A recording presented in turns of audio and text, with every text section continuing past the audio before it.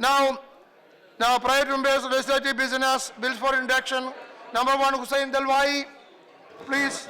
Respected sir, I beg to move for leave to introduce a bill to amend those provisions in the Code of Criminal Procedure which severely limit the powers of the state to effectively deal with incidents of communal violence.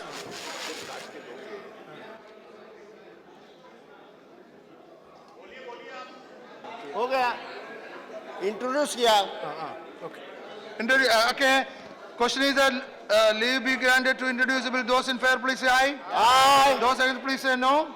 I think the ayes have, the ayes have, the ayes have. Yes, now you introduce the bill. Sir, I introduce the bill. Now, Mansukh Lal Mandavia to introduce a bill. Not present. Mansukh Lal Mandavia, not present. Mansukh Lal Mandavia, again, not present. Mansukh Lal Mandavia, again, not present. Rajkumar Doot. Sir, Yes. I beg to move for leave to introduce the Distressed Widows and Single Women Protection, Rehabilitation and Welfare Bill 2016. The question is that leave be granted to introduce the bill. Those in favor, please say aye. Those against, please say no. I think the ayes have, the ayes have, the ayes have. You may. Sir, I introduce the bill. Again, one more, Sri Adut. You have one more bill. Yeah. Please introduce. Sir, I beg to move for leave to introduce the Special Financial Assistance to the state of my state Maharashtra Bill 2016. The question is that leave be granted to introduce the bill. Those in favor, please say aye. Those against, please say no. I think the ayes have, the ayes have, the ayes have. You may introduce. Sir, the bill. I introduce the bill. Rajkumar Doot once again. Sir, I beg to move to leave to introduce the promotion of cycling and provision of compulsory dedicated cycle corridor along with major roads and highways Bill 2016. Question is that leave be granted to introduce the bill. Those in favor, please say aye. Those against, please say no. I think the ayes have, the ayes have, the ayes have. You may introduce the bill. I introduce the bill, sir. Sri Vivek Gupta. Sir, I move for leave to introduce the Constitutional Amendment 2016 to amend the Constitution of India to make Hindi and Devanagari script the national language of the Union. The question is that leave be granted to introduce the bill. Those in favor, please say aye. Aye. Those against, please say no. I think the ayes have, the ayes have, the ayes have. You may introduce the bill. Sir, I introduce the bill. One more, Sri Vivek Gupta. Sir, I move for leave to introduce the Constitutional Amendment 2016 to amend the Constitution of India to amend the Article 246 of the Constitution by doing away with the concurrent list. Question is that leave be granted to introduce the bill. Those in favor, please say aye. Those against, please say no. I think the ayes have it, the ayes have it, the ayes have it. You may introduce the bill. Sir, I introduce the bill, sir. Now, Sri Avinash Pandey. Sir, I rise to introduce the Companies Amendment Bill 2016, further to amend the Companies Act 2013 in order to introduce the concept of social impact assessment while reporting for the spending done under the corporate social responsibility to bring about transparency and efficiency in such spending done by the companies and to ensure that maximum benefits are derived from the spending done under CSR for the most neglected section of the society. Now, question is that leave be granted to introduce the bill. Those in favor, please say aye. Aye. Those against, please say no. I think the ayes have, the ayes have, the ayes have. You may introduce the bill. I introduce the bill, sir. Dr. T. Subramanian Reddy. That's all. Now we will take up Constitution Schedule Caste Order Amendment Bill consideration. Now, Bishambar Prasad Nishad. Oh, that. Ji You are speaking. महोदय What happened? क्योंकि इसमें You have spoken. 24 अप्रैल को जो No, no.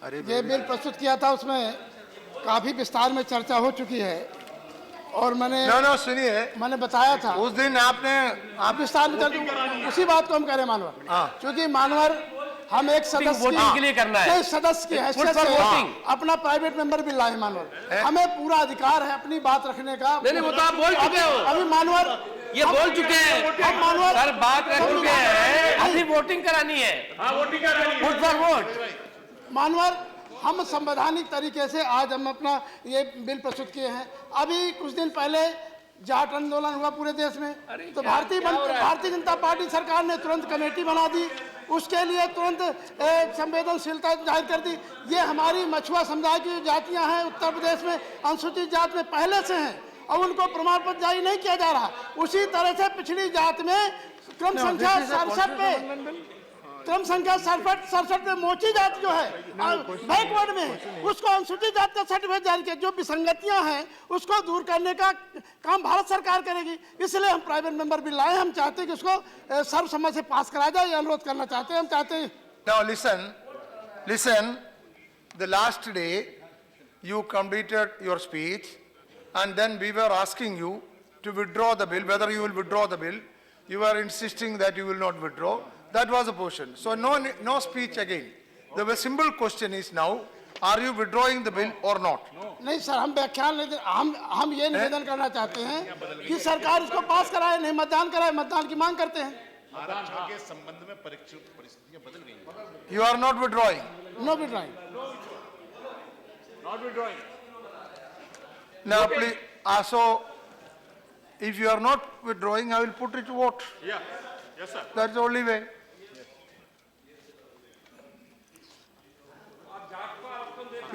Are you, मैं no, my suggestion is, मैं press कर रहा हूँ, मतदान की मांग करता हूँ। इससे पता तो चलेगा Can the कौन minister- पक्ष में है, कौन विपक्ष में है। what the minister say, can you give me an जब assurance चुनाव something? में वोट मांगने जाते हैं तो कहते हैं कि हम इन जातियों Listen को to आरक्षण me. देंगे। What the minister और saying? यहाँ पे सदन पे विरोध करते हैं। उससे पता चल जाएगा पूरे देश, पूरे What the minister is saying? कि कौन मछुआ समुदाय के पक्ष में, No. कौन विपक्ष में है। दिसंबर जी Yeah. सुनिए ना Huh? What are you saying? Eh? मंत्री जी डिस्टर्ब हो जाएगा। मंत्री जी बोलिए। मैं बोलना चाहता हूँ। क्या बोल? No, what? No, nobody can speak now. But if you want one question, you can Why ask. nobody can speak? Eh? Why nobody can speak? No, that because discussion is over. No. Discussion is over. अभी हमने देखा जो discussion over No, that is different thing. आपने दोबारा That is शुरू different. करवा That is दिया। different और thing. जब हम लोगों को That बोलने is की not बात the आती issue. है, तो No, आप no, कहते listen. हैं, बोल नहीं सकते। You see the procedure. जिस संबंध No, में listen, ये बिल listen. है। See, now listen. You should also know the rules. See, here is a bill. But here is a bill for which discussion is over. It's a bill for which discussion is over, and the reply, the concerned person has replied also. You see, the mover of the bill has replied also. After that, there is no scope for anybody to speak. Listen, if in short duration discussion, somebody speaks, there is no specific rule for short duration discussion. Yeah. So here, no, that I will do. I will do that. Okay. I will do you are asking that. a But what I am asking, what is Please, minister? no. I want to know. We already assured. No, I we want to already know speak. whether minister can give him an assurance on the basis of that he can withdraw. Can you do that? Okay, that is not needed. So I am putting the house, I am putting it to the vote. I shall now put the Mani- motion for consideration of the bill to vote. The question is that Constitution Scheduled Caste Order Amendment Bill 2014 be taken into consideration. Question is put. Those in favor, please say aye. Those against, please say no. I think the noes have it, the noes have it, the noes have it. The motion is negative. I already said it is negative. Yeah, we want voting. हम voting की मांग करते हैं। Poll, we want that, sir. हमारा संवैधानिक अधिकार है, हम वोटिंग की मांग करते हैं। लॉबी क्लियर कराई जाए, वोटिंग कराई जाए। आपको मजाक लग रहा है, हमको मजाक नहीं है। Okay. मजाक सब करता Your है। division. इनके लिए आप मजाक करता है। Okay, करना पड़ेगा. Division. Okay, division. अरे बा division. Let the lobbies be cleared. Let the lobbies be cleared. Division.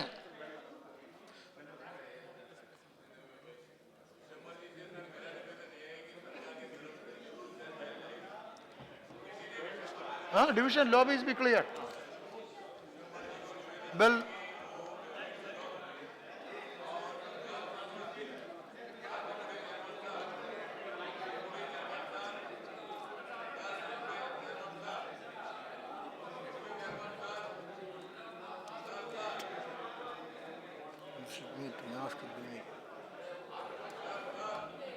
Meet me.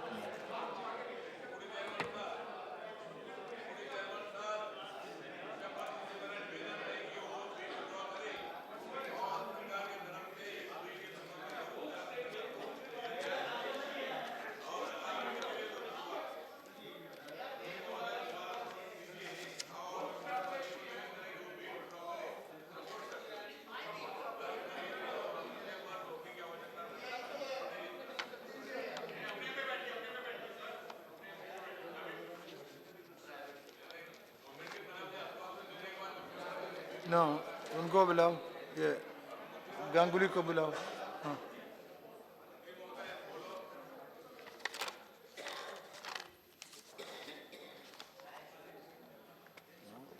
Tell me.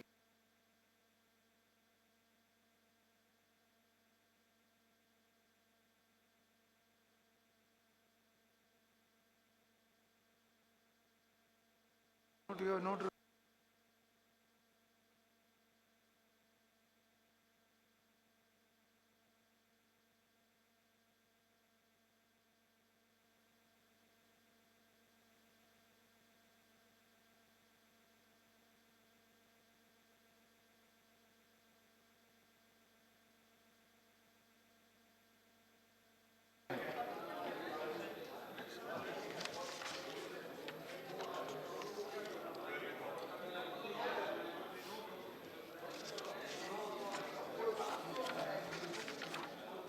Let me see that bill.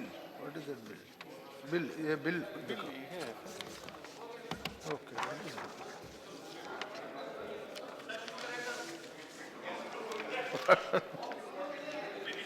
क्या शुरू करना है?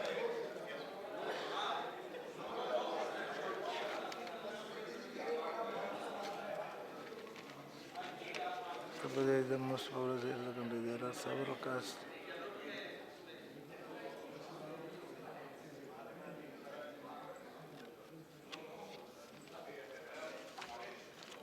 You should meet me.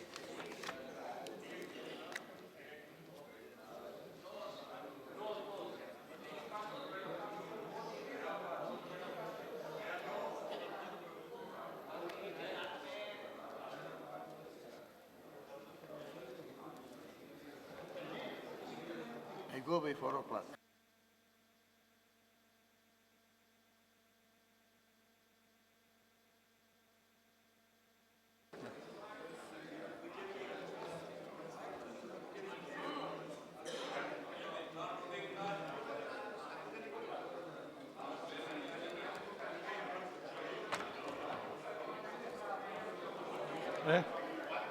Okay? Eh? Lobbies are clear. Eh? Lobbies are clear. Secretary General will now explain the voting procedure.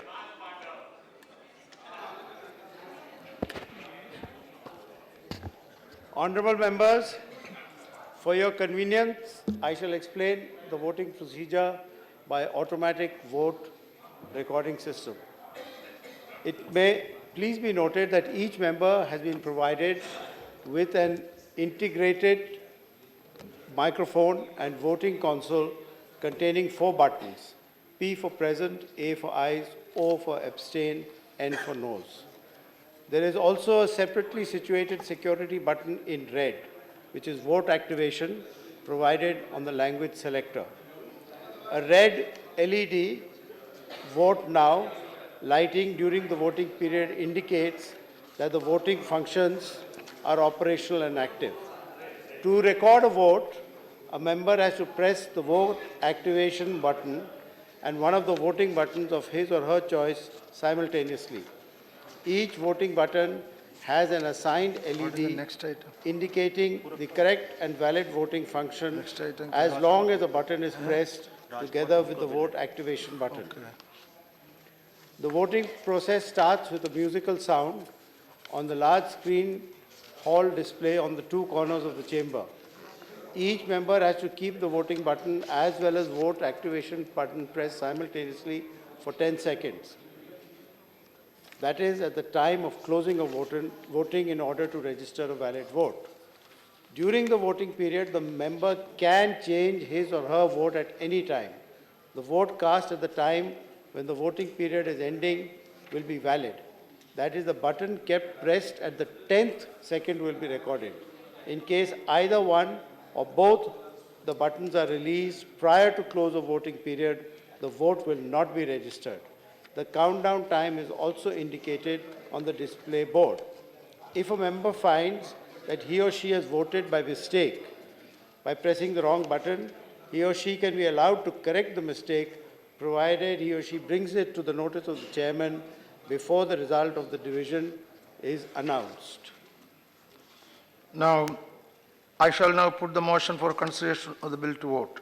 The question is that Constitution Scheduled Caste Order Amendment Bill 2014 be taken into consideration. The question is that those in favor please say, those in favor please say aye. Those against please say no. I think the noes have it. Division.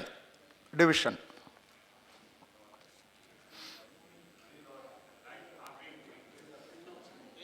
Honorable members, your time starts now.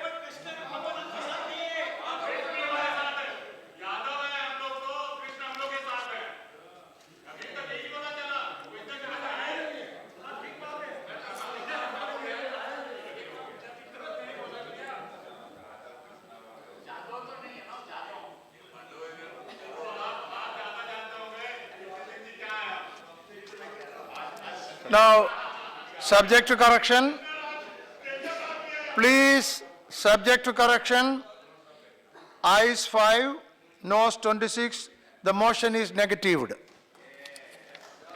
Now we will take up the next bill. What is the next bill? Yes, lobby is to be cleared. Lobby is to be cleared. Now next bill is by Sri Raj Kumar Doot. Yes, you can move the bill for consideration. One second. One second, one second.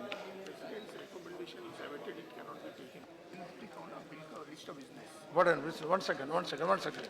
Then why did you put it? Where? No? Which is to be taken next?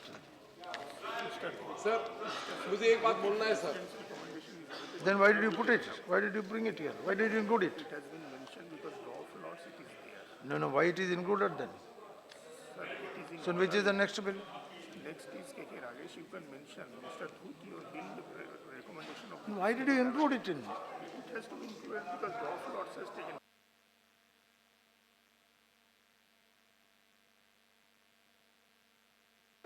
Now, those, there is a technical problem. The technical problem is that for every bill, the recommendation of the Rashtrapati has to be here. President has to come. And the office is telling me that that recommendation hasn't come.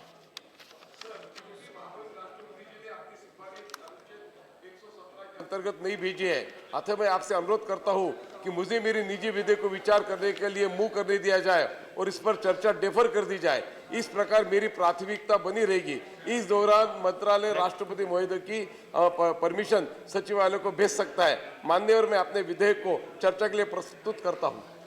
So your point is this may be deferred till it comes. Eh? Yeah, but if I will go through the rules. If the rule allows, I can do that. But I have to see the rules. Such a situation I never expected. I never expected.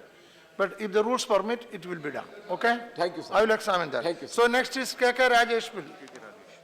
I think KK Rajesh, you managed it? Yes. So Thank you. I think. Thank you, Honorable Deputy No, Chairman, sir. that comment is expunged. My own comment is expunged. That is only a joke. Okay, you can, KK Rajesh can move it. This particular bill, the self-financing. No, 1 second. Same problem. Then why do you put it in the list? No. Arre. Then which is the bill without the problem? Eh? Vijay Darda. Okay, Rajesh, I am sorry. I gave you hope, and in 1 minute I have to disappoint you. Because for your bill also, President's recommendation has not come. Yeah, because they had said this is subject to receiving President recommendation. So if rule permits, we will keep it alive for the. It is not his fault that it was Sir. put on today. I have to I am nobody to comment on that point, whether whose fault it is. So I am helpless. So, no, CP Narayanan, I told you, Sir, if the rule permits, what will happen with this bill now? no, I said Sir. if the rule permits, it will be alive till, according to the rules. If the rule permits. Now, Sri Vijay Darda. माननीय उपसभापति महोदय, मैं सबसे पहले आपको धन्यवाद देता हूं और आज मुझे सदन में देश के स्वास्थ्य से संबंधित अत्यंत महत्वपूर्ण विषय इस निजी विधेयक पेश करने का मौका मिला है। यूं तो बहुत ही रेयर ओकेजन्स होते हैं कि जब निजी विधेयक कानून का रूप ले ले, लेकिन कम से कम हम सदस्यगण देश के महत्वपूर्ण विषयों पर अपनी सरकार के सामने दस्तक दे सकते हैं, दरवाजा खटखटा सकते हैं और उनसे आग्रह कर सकते हैं। माननीय मंत्री जी यहाँ पर हैं और मुझे विश्वास है कि वो इस विषय पर मेरी और सदन की आवाज़ को ज़रूर असर देंगे और गंभीरता से लेंगे। शायर का वो शेर मैं आपको याद दिलाना चाहता हूँ, कुछ और बात गए अंधेरे तो क्या हुआ, मायूस तो नहीं है तुले सैर से हम, माना कि ज़मीं को गुलजार कर सके, कुछ खार कम कर गए गुजरे जिधर से हम। Pathological laboratorical and the clinical regulation and the control bill 2010। माननीय उपसभापति महोदय, पैथोलॉजिकल प्रयोगशालाएं स्वास्थ्य सेवा में सबसे अधिक महत्वपूर्ण रोल अदा करती है। एलोपैथी सिस्टम में किसी भी तरह के रोग के उपचार और पहचान के लिए यह प्रथम कड़ी होती है। आज देश में स्वास्थ्य सेवाओं को नियंत्रण करने के लिए और उन्हें रेगुलर करने के लिए तमाम काउंसिल है, जैसे कि medical council of India, Ayurveda और होम्योपैथी, यूनानी आदि के लिए council, dental council, nursing council आदि बने हुए हैं तथा अनेक लेबोरेटरीज, अनेक लेजिस्लेशंस और रेगुलेशंस पार्लियामेंट में पास हुए हैं। लेकिन पैथोलॉजिकल प्रयोगशाला के बारे में, उनके क्वालिटी के बारे में, वो कैसी होनी चाहिए, उनकी क्वालिटी कैसी होनी चाहिए, उन्हें संचालित करने वाले लोग कौन हैं, उनकी क्वालिफिकेशन क्या होनी चाहिए, इसके बारे में कोई भी समुचित कानून नहीं बना है जो कि पूरे देश के समान लागू किया जा सके, पूरे देश में एक जैसा लागू किया जा सके। अभी देश में कुछ प्रदेशों में इस संबंध में कुछ दिशा निर्देश गाइडलाइंस दिए, लेकिन उन गाइडलाइंस का सही ढंग से पालन नहीं हो रहा है। मंत्री जी, माननीय उपसभापति महोदय, प्रस्तुत विधेयक का उद्देश्य पैथोलॉजिकल प्रयोगशालाओं और क्लिनिक को किसी समुचित अथॉरिटी में रजिस्ट्रेशन अनिवार्य करके तथा कोई पैथोलॉजिकल प्रयोगशाला अथवा क्लिनिक खोलने के लिए मापदंडों और मानकों का निर्धारण करके उनका रेगुलेशन और कंट्रोल किए जाने के संबंध में उपायों का प्रबंध करने के लिए है। पिछले 2 दशकों से इंडियन हेल्थ केयर इंडस्ट्री में काफ़ी बढ़ोतरी है। इंडिया ब्रांड इक्विटी फाउंडेशन के अनुमान यह सेक्टर 17% के हिसाब से बढ़ते हुए 2020 तक $280 बिलियन का हो जाएगा। प्राइवेट हेल्थ केयर का हिस्सा कुछ हेल्थ केयर में 72% है। पिछले 2 दशकों डायग्नोस्टिक मार्केट में 20% की दर से वृद्धि हुई है तथा 2012 में ये लेकर 2020 तक ये मार्केट लगभग $32 बिलियन का हो जाएगा। देश में लगभग 1 लाख डायग्नोसिस लेबोरेटरीज है, मैं जिसमें 70% 70% पैथोलॉजिकल लैब्स है। इन लैब्स और डायग्नोस्टिक सेंटर की स्थापना में अभी तमाम कॉरपोरेट्स तथा ऑर्गेनाइज सेक्टर के लोग जुड़े हुए हैं, लेकिन लगभग 92% लैब्स अनऑथराइज सेक्टर में है। जो लैब ऑर्गेनाइज सेक्टर या बड़े हेल्थ केयर सिस्टम से के माध्यम से एस्टैब्लिश है, उन लैब को एक्रेडिटेशन हो रहा है, लेकिन जो अनऑथराइज सेक्टर के अंदर लैब काम कर रही है, ऐसे 92% लैब किसी भी तरह से रेगुलेट नहीं की जा रही है। एक अमेरिकन एजेंसी के अनुसार सिर्फ 1% लैब्स WHC एक्रेडिटेड है। यह अत्यंत महत्वपूर्ण है हमारे देश के स्वास्थ्य को अगर हम देखते हैं तो हर चीज के अंदर लेबोरेटरी का बहुत महत्वपूर्ण अहम हिस्सा है। केंद्र ने क्लिनिकल एस्टैब्लिश एक्ट 2011 पास किया था, जिसमें लैब तथा संपूर्ण हेल्थ केयर को रेगुलेट करने की बात की थी, लेकिन आज 5 साल होने के बावजूद भी इस एक्ट को लागू नहीं किया गया है। स्टेट के लिए वॉलंटरी होने के कारण इसके प्रावधान को अभी तक भी ठीक से लागू नहीं किया गया है। इस एक्ट के तहत सारे हेल्थ केयर फैसिलिटीज को रजिस्टर करवाना या ये देखना कि इसके अंतर्गत मिनिमम स्टैंडर्ड ऑफ फैसिलिटीज की सेवाएं है या नहीं, और इसके साथ ही हर एस्टैब्लिशमेंट अपने यहाँ मिलने वाली सुविधाएं जैसे ट्रीटमेंट तथा लैब्स आदि के बारे में इनकी रेटिंग क्या हुई है, इसकी जानकारी देने वाला या देने की कोई भी व्यवस्था नहीं है। लेकिन अभी तक न तो अस्पताल अपने यहाँ इस तरह की जानकारी दे रहा है और न ही ट्रीटमेंट से लेकर डायग्नोस्टिक और पैथोलॉजिकल लैब्स के लिए रेट्स तय किए गए हैं। इसका कोई रेटिंग नहीं है, इससे मरीजों को ठगा जा रहा है। हर पैथोलॉजिकल लैब के अंदर टेस्ट का शुल्क अलग अलग है। अभी इतना वायरेशन होता है कि बीमार को समझ में नहीं आता कि किस लैब में टेस्ट कराया जाए और इसका रिलायबिलिटी कितनी है। और उदाहरण के तौर पर MRI का शुल्क 1000 से लेकर 6000 तक है। इन सारी लैब्स के स्टैंडर्ड और प्रैक्टिस में काफ़ी अंतर है। इस समय पैथोलॉजिकल लैब्स और diagnostic centre shops and establishment act के तहत स्थापित किए जा रहे हैं। यह प्रयोग रंग लाए हमारे स्वास्थ्य के क्षेत्र में इतना आवश्यक रोल अदा करता है कि सरकार इन्हें सामान्य दुकानों और एस्टैब्लिशमेंट की श्रेणी में रखती है। इसके लिए न तो कोई स्टैंडर्ड है और न ही कोई नॉर्म्स है। इस समय पैथोलॉजिकल लैब्स और डायग्नोसिस सेंटर जो चल रहे हैं, इनकी स्थिति बहुत भयंकर है। इन सब से खेदजनक और चिंता की बात यह है कि डायग्नोस्टिक और पैथोलॉजिकल लैब्स को सामान्य शॉप्स और अन्य सामान्य एस्टेब्लिश एक्ट के ट्रीट किया जा रहा है और इसी वजह से इन प्रयोगशालाओं में अनक्वालिफाइड अनप्रोफेशनल प्रॉक्सी सिग्नेचर होते हैं तथा इनमें सब स्टैंडर्ड इक्विपमेंट्स होते हैं, जिनकी वजह से कई बार गलत रिजल्ट्स आते हैं।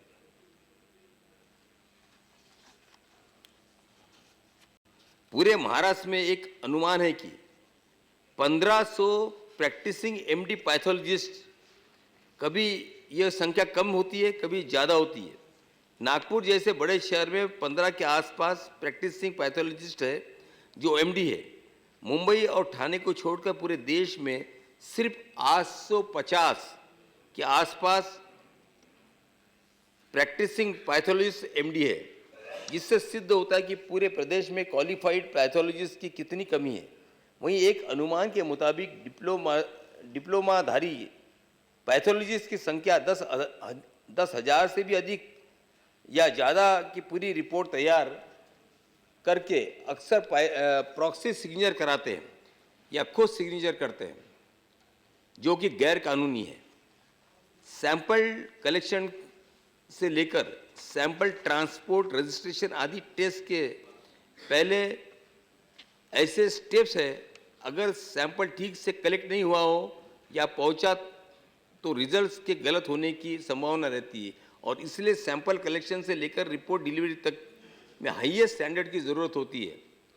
अगर पैथोलॉजिस्ट क्वालिफाइड नहीं है तो रिजल्ट भी कभी ठीक नहीं हो सकता, ये हम सब जानते हैं। हमारे समाचार पत्रों में अक्सर खबरें छपती है कि ऐसे मरीज का जिक्र होता है कि जिनकी रिपोर्ट पैथोलॉजी के लैब गलत देते हैं। मलाड, मुंबई में एक ऐसा ही किस्सा हुआ जिसमें वहीं की एक लैब ने किसी की गलत HIV प्लस रिपोर्ट दे दी। देश में कई लैब्स ऐसे हैं कि जो गलत रिपोर्ट या फॉल्स रिपोर्ट्स के लिए नटोरियस है। महाराष्ट्र के जलगांव में ऐसे ही कुछ सेंटर्स को बंद किया गया था। इंडस्ट्री के एक्सपर्ट का मानना है कि अगर भारत को हेल्थ केयर के एक मुकाम हासिल करना है तो सरकार को सबसे पहले क्लिनिकल एस्टेब्लिश्ड एक्ट को लागू करना होगा। मैं मंत्री जी से जानना चाहता हूं कि इस बिल को पास हुए 5 साल हो गए, लेकिन देश के स्वास्थ्य से जुड़े इस विधेयक को लागू क्यों नहीं किया गया? इसके पीछे वास्तव में कौन सी कठिनाई है? या इंडस्ट्री का प्रेशर है? क्या वजह है कि देश के क्लिनिकल एस्टेब्लिशमेंट इसके प्रावधानों का पालन करने में असमर्थ है? इसी की वजह से देश में करोड़ों लोगों को लाखों करोड़ों का चूना लग रहा है, और साथ ही साथ में उसकी हेल्थ के साथ में खिलवाड़ हो रही है। भारत के डायग्नोस्टिक लेबोरेटरीज और विदेशों में इस उद्योग को काफ़ी अंतर है। सभी विकसित देशों में इन प्रयोगशालाओं का रजिस्ट्रेशन आवश्यक है। बिना रजिस्ट्रेशन और सर्टिफिकेट के कोई प्रयोगशाला शुरू नहीं कर सकता। ब्राज़ील जैसे देश में 90% से ज़्यादा इंडस्ट्री वेल ऑर्गेनाइज्ड है। हाल के वर्षों में देखा गया है कि देश में प्रयोगशालाओं की संख्या काफ़ी बढ़ती जा रही है, और आज के तारीख में इनकी संख्या लाखों में है। मंत्री जी, इनके रजिस्ट्रेशन का कोई प्रावधान नहीं है, और ना ही इसके बारे में स्वास्थ्य मंत्रालय ने कोई गणना कराई है जिससे पता चल सके कि समूचे या अलग अलग प्रदेशों में या शहर में कितनी प्रयोगशालाएं आज काम कर रही हैं। इसकी वजह से छोटे छोटे शहरों और गांव देहातों में ये प्रयोगशालाएं मिल जाएगी, जो कि किसी समुचित बिल्डिंग में न होकर मोटा गैरेज या झोपड़पट्टी के अंदर या कई टेंटों के अंदर ये लगे हैं। इन प्रयोगशाला में न तो कोई ट्रेन टेक्नीशियन होता है, न कोई डॉक्टर होता है, और न ही सही प्रकार के उपकरण जिनसे आप टेस्ट करवा सकते हैं। इन प्रयोगशाला में ब्लड सैंपल इकट्ठा करने का तरीका बेहद खतरनाक है। देखा यह गया है कि एक ही सीरीज से अलग अलग लोगों का ब्लड लिया जाता है, और ये जो सीरीज होती है वो भी दूषित होती है, और उसके इस्तेमालों से दूसरे मरीजों के भी सेहत के ऊपर उसका असर होता है, और उसकी न तो जानकारी डॉक्टर को होती है, और जो तथाकथित टेक्नीशियन जो कि इस ब्लड सैंपल को लेता है उसकी कोई जिम्मेदारी नहीं होती है। इस बार सरकार से सरकार ने कुछ साल पहले गुड लेबोरेटरी प्रैक्टिस के नॉर्म्स लगाकर देश की 3 महत्वपूर्ण प्रयोगशालाओं को बंद कराया था। ये प्रयोगशालाएं वैक्सीन बनाती थी। इसके पश्चात देश में वैक्सीन की काफ़ी कमी हो गई थी तथा हमें दूसरे देशों से वैक्सीन मंगानी पड़ी थी। यह मामला संसद में कई बार उठा था। जब सरकार गुड लेबोरेटरी प्रैक्टिस के नॉर्म्स पर अपनी प्रयोगशालाएं बंद करवा सकती है, तो इन फर्जी अनहेल्दी कंडीशन में चलने वाली प्रयोगशालाओं को क्यों चलने दिया जा रहा है? हमारे यहाँ की फार्मा इंडस्ट्री विश्व में सबसे बड़ी फार्मा इंडस्ट्री मानी जाती है, और स्विट्ज़रलैंड ने कहा है कि इसके बावजूद आपके यहाँ अच्छी प्रयोगशालाएं, पैथोलॉजिकल लैब्स क्यों नहीं है? आप क्यों नहीं उसको स्थापित कर पा रहे हैं? ये बहुत ही शर्म की बात है हम लोगों के लिए कि तमाम स्वास्थ्य योजना में जुड़ी और क्वालिफाइड पैथोलॉजी स्थापित करने का कोई प्रावधान नहीं है हमारे देश के अंदर। ये देश के स्वास्थ्य से जुड़ी मूलभूत आवश्यकता है हमारे मंत्री महोदय जी। देश के कई भागों में देखा गया कि वहाँ पर यह प्रयोगशालाएं लोगों ने सरकारी डॉक्टरों की सांठ गांठ से सरकारी अस्पतालों के आसपास में खोल रखी है। सरकारी डॉक्टर एक अलग पर्ची लिखकर उस प्रयोगशाला में टेस्ट के लिए रिकमेंड करते हैं तथा प्रयोगशाला के लोग इन डॉक्टरों को कमीशन देते हैं। यह बहुत बड़े रैकेट है जिसका कई बार महाराष्ट्र, उत्तर प्रदेश, बिहार, गोवा तीनों में भंडाफोड़ हो चुका है। लेकिन इसके बावजूद भी इन घटिया और फर्जी प्रयोगशालाओं को ना तो कोई कानून के तहत बंद किया जा रहा है और नहीं ऐसे डॉक्टरों पर किसी प्रकार की कार्रवाई अभी तक हुई है। देश में आए दिन मलेरिया, डेंगू तथा तरह तरह के इंजेक्शन की बीमारियां होती है। ये ऐसी स्थिति में एविडेंस बेस्ड ट्रीटमेंट की सख्त ज़रूरत होती है और एविडेंस नहीं मिलने से मरीजों को सही ट्रीटमेंट नहीं मिल पाता है। इसका सबसे ज़्यादा शिकार गांव देहातों के लोग होते हैं जिन्हें पता ही नहीं होता कि किस तरह के टेस्ट करवाने हैं तथा ये लोग फर्जी डॉक्टरों तथा इस प्रयोगशालाओं के शिकार हो जाते हैं। हमारे यहाँ एक नेशनल एक्रेडिटेशन बोर्ड तथा टेस्टिंग कैलिब्रेशन लेबोरेटरीज के नाम की एक संस्था है। लैब्स को रजिस्ट्रेशन करने का काम करती है। ये NABL सारे लैब्स को पंजीकृत करने का काम करती है। यहाँ पर रजिस्ट्रेशन पूरी तरह से वॉलंटरी है। इसकी वजह से रजिस्ट्रेशन करना वाजिब नहीं समझता कोई भी। देश के शहरों में लगभग 1 लाख पैथोलॉजिकल लेबोरेटरीज और काम कर रही हैं, लेकिन एक्रेडिटेशन के लिए सिर्फ 400 प्रयोगशालाएं ने अभी तक अप्लाई किया है। इस संदर्भ में अगर दूसरे देशों को देखा जाए तो वहाँ बिना एक्रेडिटेशन की कोई भी लेबोरेटरी यूज़ नहीं कर सकता और ना ही वहाँ पर चल सकती है वो। ऐसा करने पर भारी जुर्माना भी वहाँ पर और कड़ी सज़ा का भी प्रावधान वहाँ पर किया गया हुआ है। लेकिन हमारे देश के अंदर हेल्थ के साथ में खिलवाड़ हो रहा है और 5 साल पूर्व बिल आने के बावजूद भी अभी तक वो कार्यान्वित हुआ नहीं है। ये बड़ी खेद की बात है। मुझे विश्वास है कि आप मंत्री महोदय काफ़ी सेंसिटिव और मुझे विश्वास है कि आप इस और अवश्य ध्यान देंगे। हमारे यहाँ ये बीमारी सिर्फ इसी बात तक सीमित नहीं है कि तमाम प्रयोगशालाएँ, डायग्नोस्टिक सेंटर्स या क्लिनिक बिना किसी पर्पस स्ट्रक्चर, बिना प्रशिक्षित रोग विज्ञानियों के अस्वास्थ्यता के परिचय में चल रहे हैं। सच तो ये है कि शहरों में जो प्रयोगशालाएं या डायग्नोस्टिक सेंटर्स है वह दूसरे तरीकों से कंज्यूमर्स को ठग रही है। कभी भी कोई डॉक्टर या कंसल्टेंट कोई पैथोलॉजी, रेडियोलॉजी, एक्सरे, MRI वगैरह का टेस्ट लिखता है तो पेशेंट को लैब का नाम भी दे देता है और कहता है कि आप इस लैब में जाइए, इस कंसल्टेंट से मिलिए और डॉक्टर को 40 से लेकर 60% तक कमीशन मिलता है। मुंबई में कई इलाकों में मैंने सुना है कि काफ़ी डॉक्टर इस ढंग से प्रैक्टिस कर रहे हैं, कमा रहे हैं और उनकी कमाई प्रैक्टिस ये कमीशन से ज़्यादा है। कुछ ऐसे टेस्ट होते हैं जिनकी ज़रूरत नहीं होती लेकिन कमीशन के लिए डॉक्टर उन्हें प्रिस्क्राइब कर देते हैं और इन टेस्ट को सिंक टेस्ट कहते हैं। पैथोलॉजी लैब वाले इन टेस्ट को समझते हैं। ये टेस्ट होते ही नहीं है, सैंपल को फेंक दिया जाता है और मरीजों को बिल दे दिया जाता है और उसके अंदर डॉक्टर अपना कमीशन जो है वो ले लेता है। मरीज ये इन सब चीज़ों से बेजान होता है, उसको कोई जानकारी होती नहीं है और वो इन मनमानियों का शिकार बन जाता है। एक और इशू है जो इस हाउस में बार बार आता है कि अनऑथराइज्ड डायग्नोस्टिक लैब का आज पूरे देश में लड़कियों का अनुपात गिरता जा रहा है, जिसके लिए लिंग परीक्षण जिम्मेदार है जो कि इस प्रयोगशालाओं में किया जाता है। हरियाणा, पंजाब, उत्तर प्रदेश जहाँ पर अभी तक स्वास्थ्य की मूलभूत सुविधाएं नहीं पहुँची है वहाँ पर मोबाइल अल्ट्रासाउंड मशीन पहुँच गई है।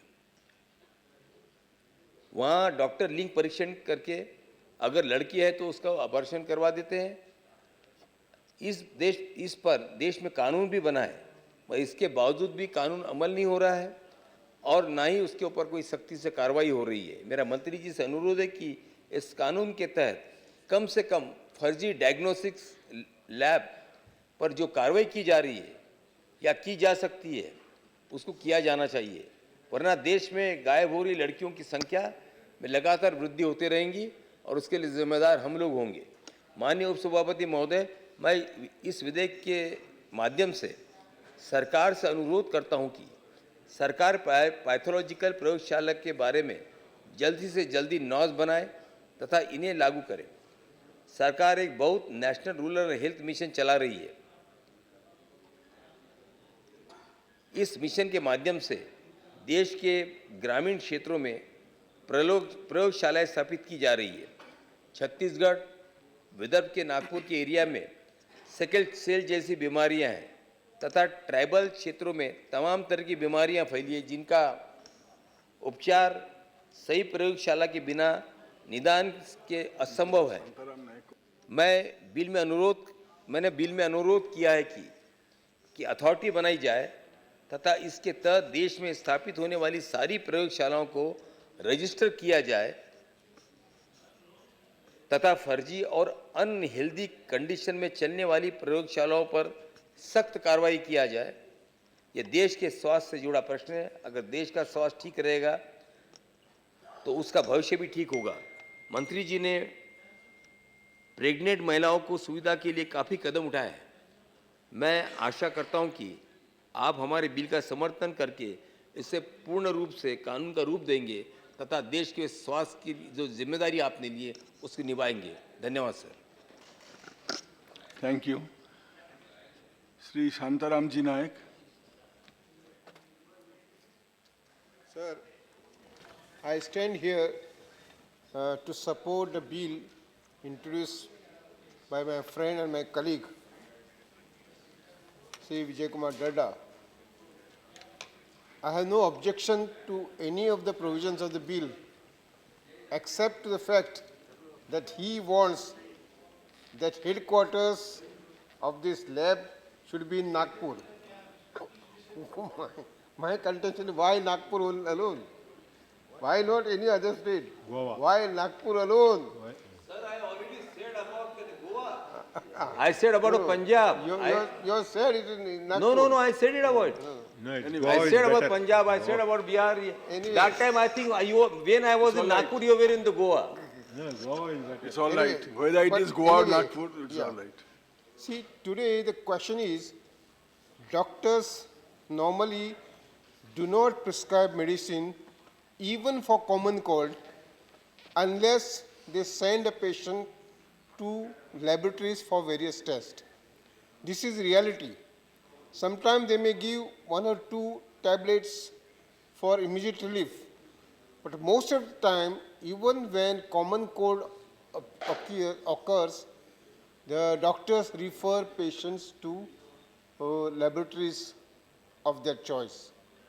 Now, whether there is any way by which you can prevent such unscrupulous act on behalf of doctors.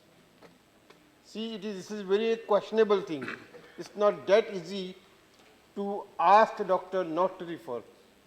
Then he will say, who is going to take risk? All these questions, therefore, counseling is required. In the medical conferences that is being held from time to time, counseling is required and advice is to be required, because in earlier times, people just by looking into your pulse, they used to determine what type of disease you had. And therefore, this aspect has to be considered, although I would not say that doctors should not insist on medical tests in every case. Now, this is now more required in view of diseases like dengue and others, because moment a patient comes with fever, so fever is something which may be caused by various types of viruses. So no medical practitioner would like to take risk with his patient who has come with fever and temperature. Therefore, it may be possible that in areas where dengue patients are affected by dengue, doctors may be taking extra precautions. But this can be rare cases where doctors are aware that this state or this district is infected with dengue fever. That you can understand, but not in all cases.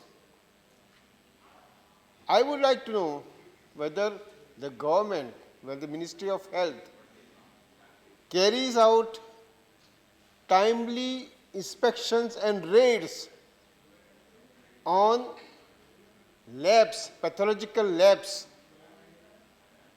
And Vijay Dadaji has referred, there are thousands of labs without any proper facilities in a stingy atmosphere in the country.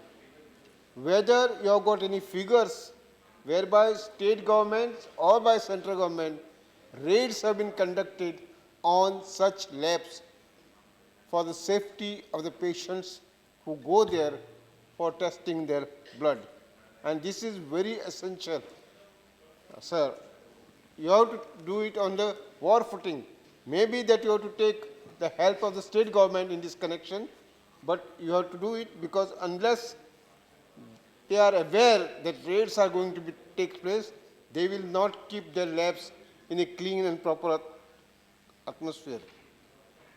Now again, if the Ministry of Health or state government had done this, there is no doubt there would have been hundreds of cases of criminal negligence and other type of offences. Will you please tell us how many cases of negligence, malpractices have been registered against pathologists who have found carrying out tests without following norms or illegally or where labs have not been registered? This is very important. And if no such figures are there or figures are very at low thing, that will be a very serious thing. Because this is an aspect you have to take very seriously. Secondly, in district places and in many state headquarters also, samples are sent by air or other transport methods to bigger cities for getting them tested, and then they're received by the main doctor. In such cases, the time lag is very important. If time lag is big, what is the guarantee that the sample has been tested in time? So you must have some method to detect this aspect, that samples are sent properly and timely tested, so that there is no malpractices as far as or incorrect figures as far as result of the test are concerned. Nowadays there is a good method that in important labs they convey the results of the test through internet mechanism, through computers. That gives you immediate this thing. But whether it has been tested on time or not, there is no way of knowing it.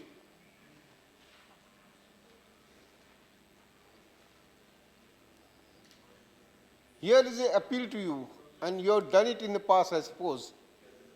Whenever deadly diseases of famine type take place, the unscrupulous owners of labs charge very high fees. And in these cases, I think you have stepped in appropriate time. So there is absolute need to see that rates charged for tests are properly monitored, and patients are not irresponsibly charged heavy fees by the owners of labs. And this should be a continuous process, because in poor families, if such thing happens, the patient will die before the new test is made.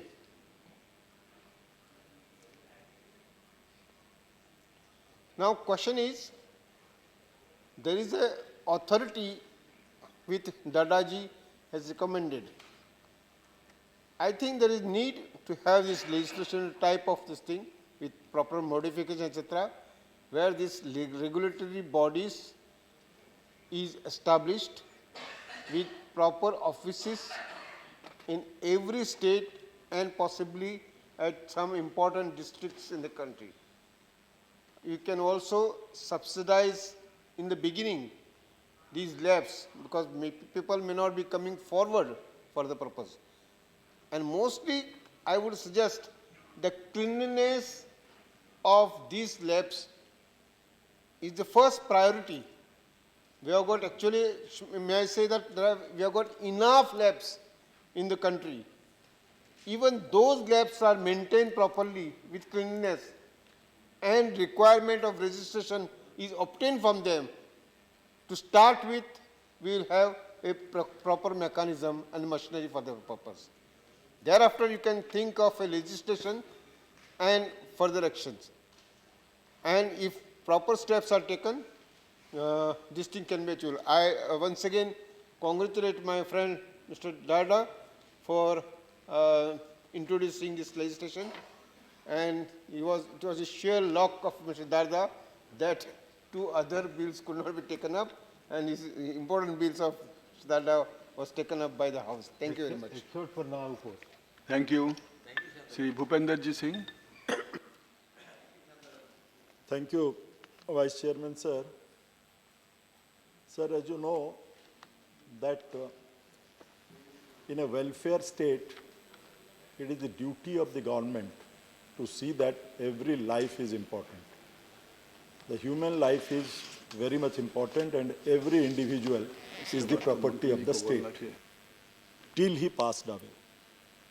That is why, sir, it is very timely that I must thank and congratulate my other colleague, Vijayji, that he has brought this bill to this House, maybe a private member's bill.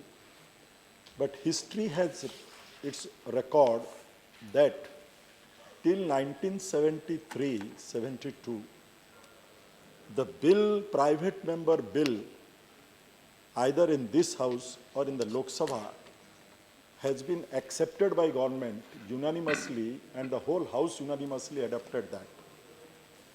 I am really yet to get an answer that the time is changed, but the House remains the same. The members are elected in the same way, and rather the members, they have come to the House. After that, very educated member has come to this House, both here and in the Lok Sabha. But it is only, I feel honored the other day as a member that only this time we had passed one private member's bill of Mr. Siva only in the last session. Sir, ये हमारे जो मान्यवर स्वास्थ्य मंत्री जी हैं, इनकी कोशिश है कि कैसे, और दिल से ये चाहते हैं कि स्वास्थ्य की सेवा कैसे देश में ठीक तरह से सबको पहुंचे। एंड सर, ये भी बात है कि आप जानते हैं कि हम लोग सुनते आ रहे हैं, यहाँ किसी सरकार के ऊपर मैं कोई आक्षेप ला के बात करना नहीं चाहता, या यहाँ पॉलिटिकल बात करने की का भी कोई मुद्दा नहीं है, क्योंकि ये स्वास्थ्य के साथ रिलेटेड है। और सर, जो कुछ भी आज स्वास्थ्य के साथ जेहेतु ये रिलेटेड है, इसीलिए ये एक मानविक कर्तव्य भी है, जो जिन लोग डॉक्टर हैं आज, उनसे भी इस हाउस के माध्यम से निवेदन करना चाहूँगा कि ये एक मानविकता का देश है ये, और मानव को सबसे ज़्यादा यहाँ सम्मान मिलता है। तो यहाँ पे कम से कम इस मुद्दे पे जो भी वो ट्रीटमेंट करते हैं, और जो भी उन्होंने ये सेंटर, डायग्नोस्टिक सेंटर खोले हैं या पैथोलॉजिकल सेंटर खोले हैं, उसमें पहले तो सर ये हमें अभी तक नहीं पता चला है कि कितने अनऑथराइज्ड हैं। छोड़िए नागपुर और बॉम्बे और विदर्भ या झारखंड और दूसरे स्टेट की बात सर, दिल्ली के अंदर बार बार बीच में आपने भी देखा, हमने भी देखा, और मुझे विश्वास है कि मंत्री जी के नज़र में भी आया है कि headlines of all the national newspapers में भी कि कैसे अल्ट्रासाउंड्स का मशीन्स जो हैं दिल्ली इटसेल्फ में कितने हैं, और उनमें से रिन्यूअल जो 2 साल के बाद होना चाहिए, लाइसेंस रिन्यूअल भी हुआ नहीं है। और उसके ऊपर मुझे, क्योंकि सर क्लिनिकल एस्टेब्लिशमेंट एक्ट जो है, इसके तहत मुझे जहाँ तक जानकारी है कि भारत सरकार के मंत्री जी का, यूनियन गवर्नमेंट का इसके ऊपर ज़्यादा कंट्रोल नहीं है। तो इसीलिए हम चाहते हैं कि यूनियन गवर्नमेंट के पास भी कुछ अथॉरिटी रहे, इसीलिए ये एक रेगुलेटरी अथॉरिटी बनाया जाए। जैसे कि हमें खेद था कि आज तक इस देश के अंदर जो रियल स्टेट है उसका भी आज तक माँ बाप कोई नहीं है, वो जो चाहे जो कर दें, उनको कोई कंट्रोल करने वाला नहीं है।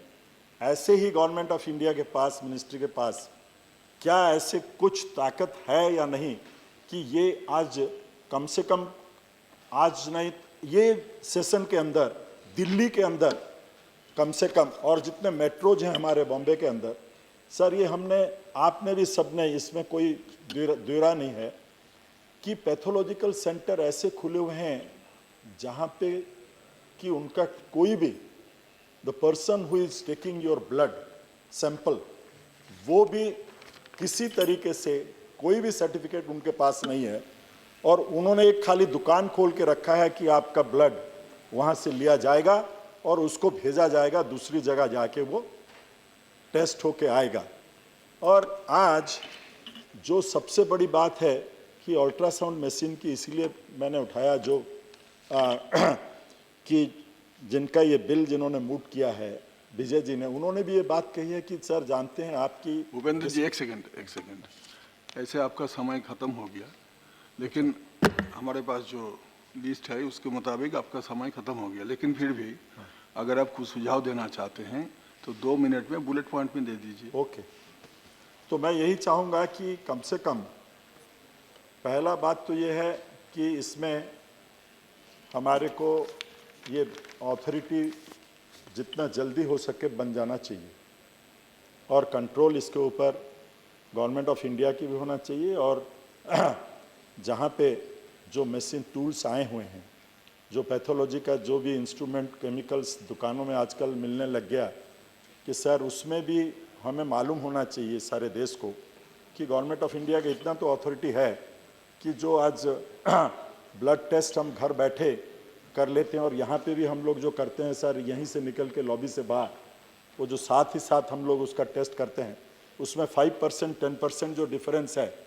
और ब्लड टेस्ट भी, ब्लड प्रेशर का भी जो मशीन यूज किया जा रहा है, वो भी जो है किस कंपनी का और कैसे अथॉरिटीज़ कितने सब हैं और किन किन को सर्टिफिकेट वो मिला है कि वो मैन्युफैक्चर करें, और उसको सर्टिफिकेशन किसको दिया गया है और कौन सी ऑथेंटिकेटिक है, इतना कम से कम लोगों को मालूम होना चाहिए, क्योंकि ये चीज़ आज घर में भी रख के लोग इसका उपयोग कर सकते हैं। और जहाँ तक अल्ट्रासाउंड के और दूसरे जो पैथोलॉजी आज खुले गए हैं, उनको कम से कम मैं निवेदन करूँगा कि रिन्यूअल जो नहीं हुए हैं, तो कम से कम दिल्ली और मेट्रोज में एक हाउस के जानकारी के लिए, देश के जानकारी के लिए कुछ भी एक नज़र उनके ऊपर रखा जाए और कॉट फ्री ना किया जाए, क्योंकि ये लाइफ का है। पैथोलॉजी का जो टेस्ट होगा, डायग्नोसिस होगा, उसके आधार पे लेके ही आदमी दूसरे टेस्ट में जाएगा। अगर किसी ने बायोप्सी किया है सर, बायोप्सी भेजा है, उसमें भी आपने देखा होगा कि रॉन्गली डायग्नोसिस होके आता है कि आपको कैंसर है, तो वो बंदा आधा वहीं पे, the person when you will know, वो वहीं पे सुन के ही आधा तो वहीं ख़त्म हो जाता है। लेकिन जब बाद में जिसके पास हिम्मत होती है, वो बॉम्बे तक पहुंचता है या कल दिल्ली तक आता है देहात से, और वहाँ जब आके पता चलता है कि it's totally wrong, this report is totally wrong and you are not a patient of cancer, तो उसमें कितना फ़र्क है। ऐसी भी घटनाएं जो घट रही हैं, इसको कैसे कंट्रोल किया जा सकता है, इसके ऊपर मैं उम्मीद करूंगा कि मंत्री जी इस बिल को प्राइवेट जो लाए हैं आज विजय जी, सरकार अपनी तरफ से इसको लाए और जो बिल यहाँ पास हुआ था उसको भी कार्यक्षम करे, उसको भी इम्प्लीमेंट करे, उसको भी ला के उसको रेगुलेट करे, जिसके तहत कि कम से कम इसके ऊपर कोई एक कार्रवाई हो सकेगी। धन्यवाद। धन्यवाद। धन्यवाद। मंत्री जी कुछ बोलना चाहते हैं?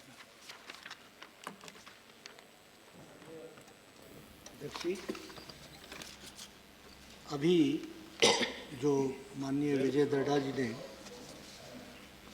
Pathological laboratories and clinicals regulation and control bill 2010 वो माननीय विजय दर्डा जी ने हाउस के सामने रखा है और उस पर बहुत अच्छी चर्चा हुई है। शांताराम नायक जी ने भी चर्चा की, भूपेंद्र जी ने भी चर्चा की। सभी की चर्चा में एक बात विषय जो सामने आई वो ये कि लेबॉरेटरीज़ की जो टेस्टिंग फैसिलिटीज़ हैं और लेबॉरेटरी से संबंधित उनके रजिस्ट्रेशन और उनके सारे विषयों के बारे में चिंता जताई गई है। मैं उनकी चिंता में को जायज़ मानता हूं और उस चिंता के को सरकार संवेदनशील तरीके से देख रही है और प्रयासरत है, और जो उन्होंने इश्यूज़ उठाए हैं वो बहुत रेलेवेंट इश्यूज़ हैं, they need to be addressed. एक बात ध्यान में लाना चाहता हूं कि 2010 में इस बिल को विजय जी ने जब इंट्रोड्यूस किया था, उसी समय क्लिनिकल एस्टैब्लिशमेंट एक्ट 2010 यह सरकार के द्वारा भी इंट्रोड्यूस हुआ, पास हुआ, एक्ट बना। जो ऑब्जेक्ट विजय जी ने रखे हैं, जिस ऑब्जेक्ट को लेकर के उन्होंने बिल बनाया था, उसमें एक तो इफ़ेक्टिव लॉ बने जो लेबॉरेटरीज़ को कंट्रोल कर सके और लेबॉरेटरीज़ की वर्किंग को टेस्टिंग फैसिलिटीज़ के बारे में मापदंड बन सके, उसका स्टैंडर्डाइजेशन हो, उसकी चेकिंग हो, उसकी मॉनिटरिंग हो और इफ़ेक्टिवली हम लेबॉरेटरीज़ की वर्किंग को हम मॉनिटर कर सके, ये उसका उद्देश्य था। दूसरा था कि ये जो डायग्नोस्टिक्स करते हैं, इन डायग्नोस्टिक्स में क्या स्टैंडर्ड्स रखते हैं, कौन इसकी डायग्नोसिस करेगा, कौन इसकी रिपोर्ट देगा, इसके बारे में 2010 में सच में ऐसी स्थिति थी जब इसके बारे में कुछ भी ब्लैक एंड वाइट में नहीं था। तो ये ऑब्जेक्ट इन्होंने रखा। जब इन्होंने रखा तो उसी समय सरकार ने 2011 में ही, 2010 में और 2011 में एक्ट बन करके आया और उसमें जिन कंसर्न्स को आपने रखा है उन कंसर्न्स को सेंट्रल एक्ट ने किया। और उसमें जैसे इन दिस एक्ट, ये जो सरकार का एक्ट है, in this act unless the context otherwise requires, authority means the district registration authority set up under section 10. So registration की facility के बारे में कहा गया। Certificate means certificate of registration issued under section 30. तो registration की बात भी हुई और certification की बात भी हुई। और जब सबसे महत्वपूर्ण विषय था clinical establishment means, यानी clinical establishment जिसके बारे में आपने pathological establishments और laboratory की बात की, उसके बारे में कहा गया कि वो कौन होगा, वो hospital, maternity home, nursing home, dispensary, clinic, sanatorium और an institution by whatever name called that offers services, facilities requiring diagnosis, treatment or care of illness, injury, deformity, abnormality or pregnancy in any recognized system of medicine established and administered or maintained by any person or body of persons, whether incorporated or not. So they defined also what is that clinical establishment. Number two, the place of establishment as an independent entity or part of the establishment referred in subclause 1 in connection with the diagnosis or treatment of the disease where pathological, bacteriological, genetic, radiological, chemical, biological investigations or other diagnostic and investigative services with aid of laboratory or other medical equipment are usually carried on, established and administered or maintained by any person or body of persons, whether incorporated or not. तो यानी जो आपने concern अपने इसमें रखा था object में, आपके बिल में, वो क्लिनिकल एस्टैब्लिशमेंट एक्ट में उसको आत्मसात कर लिया गया, it has become an act. तो जो आप कह रहे हैं वो चीज़ अब एक्ट के रूप में आ चुकी है, वो एक कानून के रूप में आ चुकी है।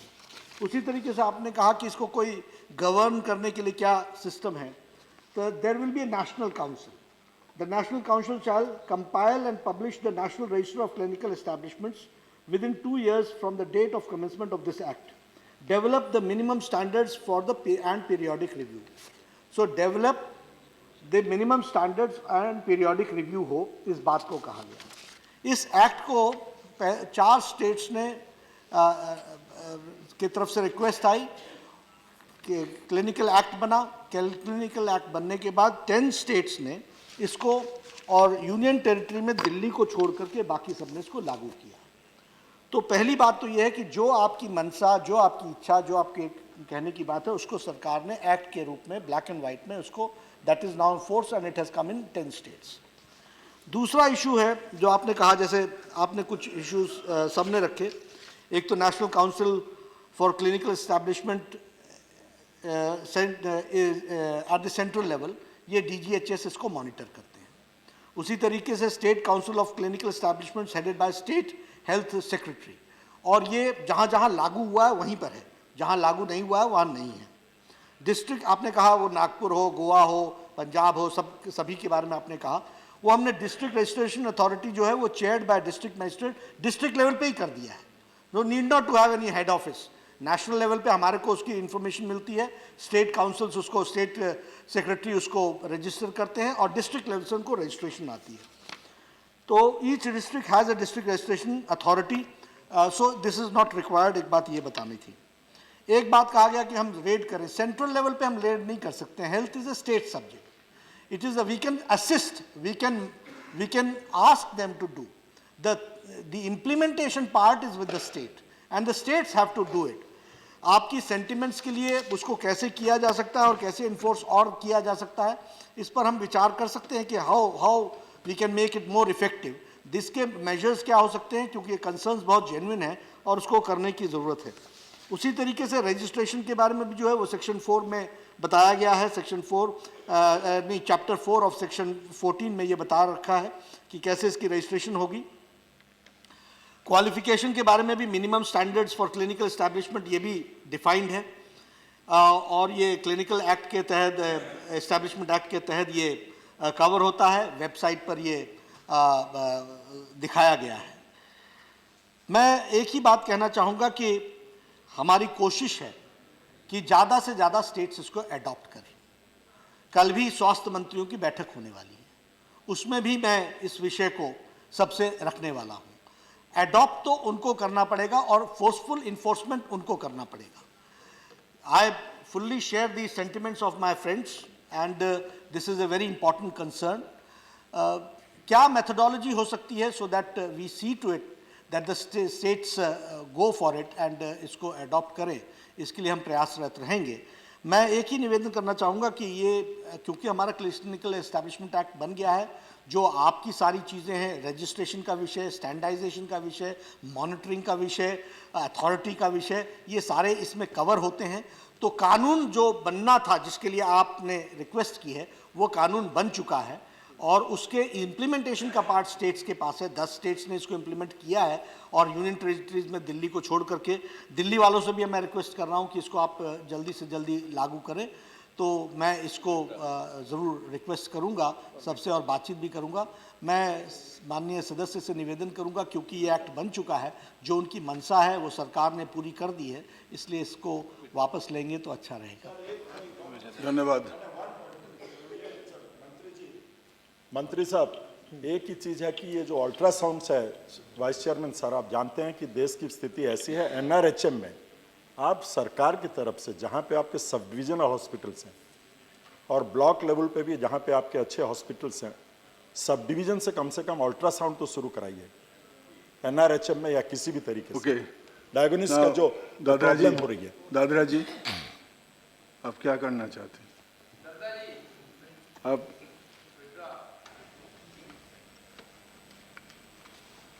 नहीं, और क्या है minister, are you withdrawing the bill? Government is very positive in the minister. सम्माननीय मंत्री जी,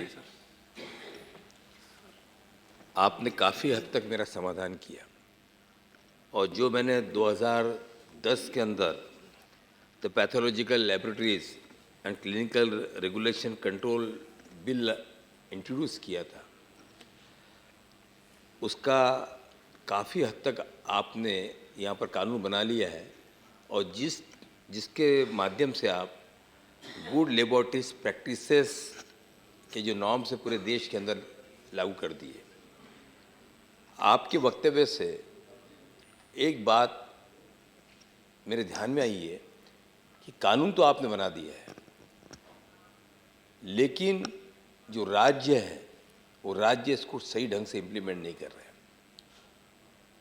मैं आपको परेशान करने के लिए या मिनिस्ट्री को परेशान करने के लिए नहीं कह रहा हूँ, मगर आप मानेंगे कि आपका मेरा कोई भी भाई हो सकता है, मेरी बहन हो सकती है, मेरी माँ हो सकती है, मगर ये सत्य स्थिति है आज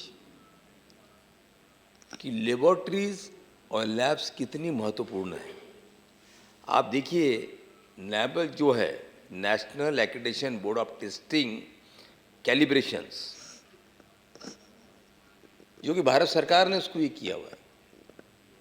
1 लाख पैथोलॉजिकल लेबोरेटरीज देश में चल रही है और केवल 400 लोगों ने इसे एक्रेडिटेशन के लिए अप्लाई किया। इसमें से आप हालात कितने गंभीर है समझ सकते हैं।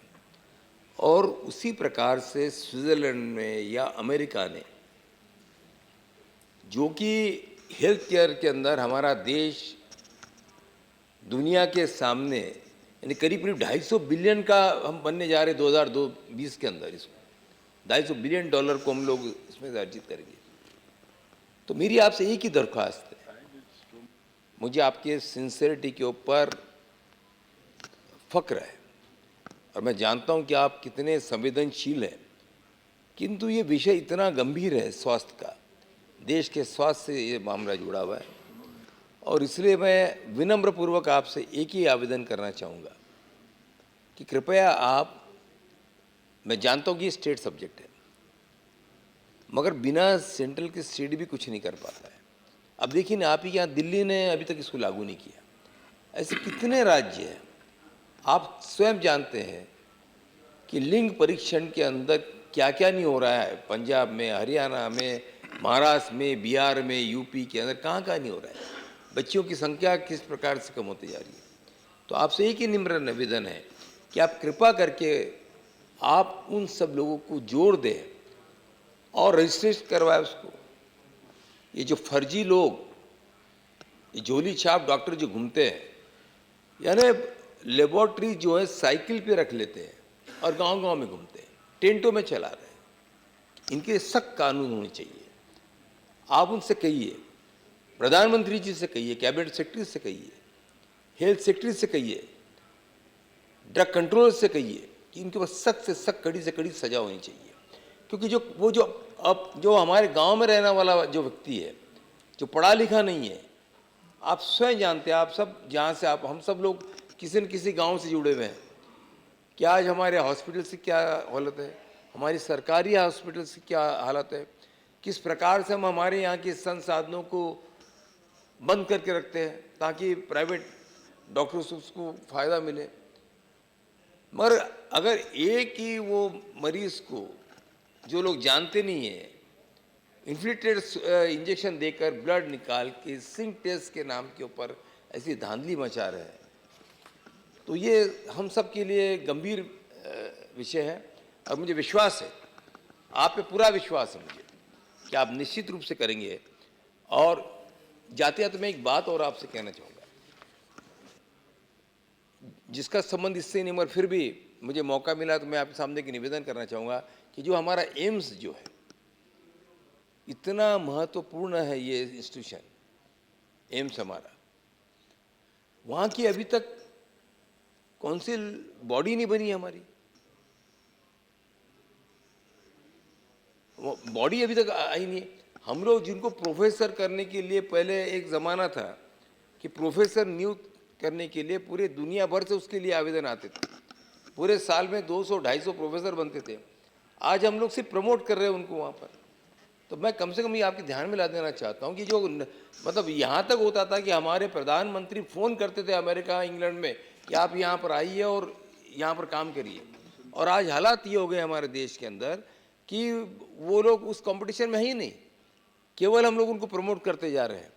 तो मेरी आपसे फिर से एक बार नम्र निवेदन के कृपया आप इसे और देखें, और हमारा देश का जो स्वास्थ्य और विशेष रूप से गांव में रहने वाला छोटा आदमी, अनपढ़ आदमी जो पढ़ा लिखा नहीं है, कृपया उनके ओर ध्यान दें। इसी के साथ में बहुत बहुत धन्यवाद। मैं इस विधेयक को विड्रॉ करता हूं, और हेल्थ मिनिस्टर और ज़्यादा एक बात और कहना चाहूँगा मैं विड्रॉ करने के पहले, कि आप मुझे ये एश्योरेंस दे दीजिए कि आप पूरे देश के हेल्थ मिनिस्टर की कॉन्फ्रेंस बुलाएंगे, और कॉन्फ्रेंस में उनको ये जो संवेदनशील विषय इसको अधिक गंभीरता से लेने के लिए कहेंगे और कानून बनाएंगे। Thank you. So has he leave of the House to withdraw the bill? Yes. So the bill is withdrawn. Now, the next bill of Dr. KVP Ramchandra Rao, the Andhra Pradesh Reorganization Amendment Bill 2015. Thank you very much, sir.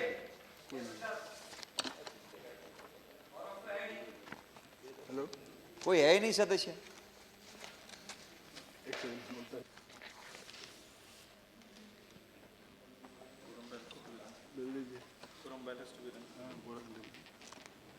Okay. Quorum bill has to be ring.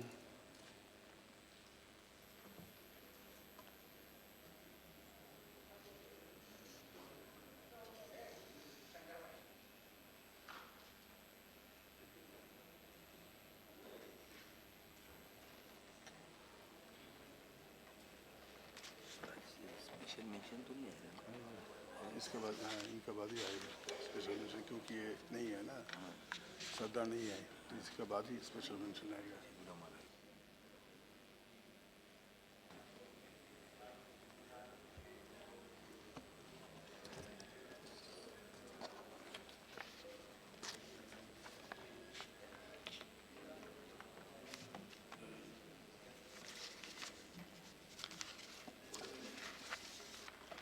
You have your seat. If the quorum is there, then your bill will be taken up.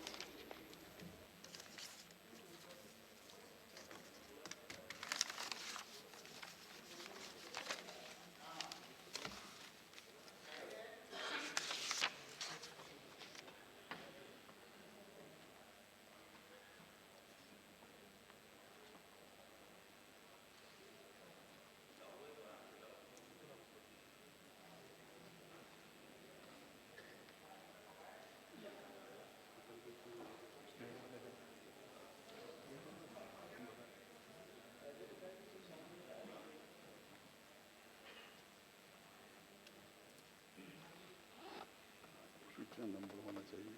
25।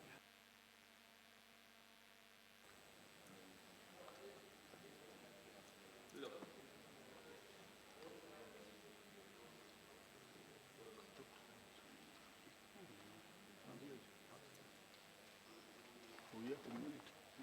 अपना automatic इसको adjust कर दें। नहीं ये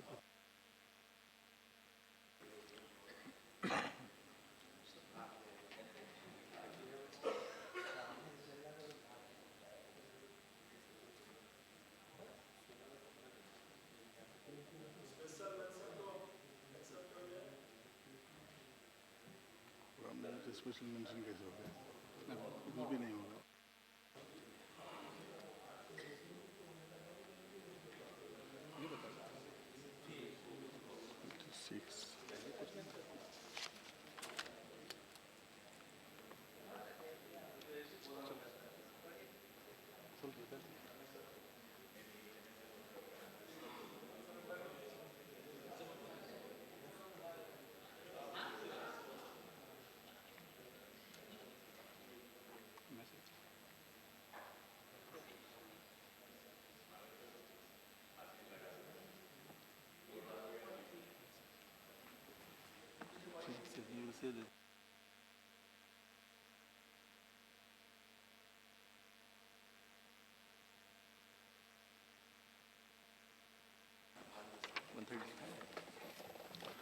Honorable members, since there is no quorum, the House stands adjourned till 1:30 p.m. on Monday, the 29th February 2016.